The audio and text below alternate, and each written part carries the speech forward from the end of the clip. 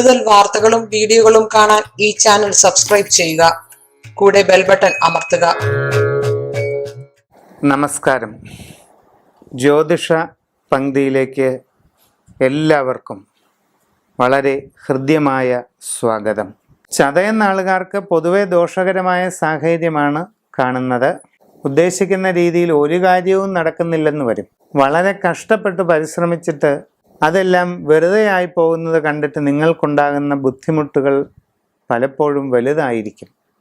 ഇച്ഛാഭംഗം, മനോമാന്ദ്യം, നിരാശ ഇതിനൊക്കെ അടിമപ്പെടാനുള്ള സാധ്യതയുണ്ട്.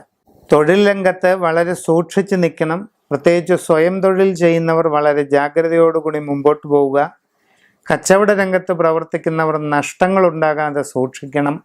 ഉദ്യോഗസ്ഥർക്ക് മേലധികാരികളുടെ ശാസനയോ ശിക്ഷാ നടപടികളോ അനുഭവപ്പെടാം. അതുകൊണ്ട് വളരെ ജാഗ്രതയോടുകൂടി എല്ലാ കാര്യങ്ങളും ചെയ്യണം.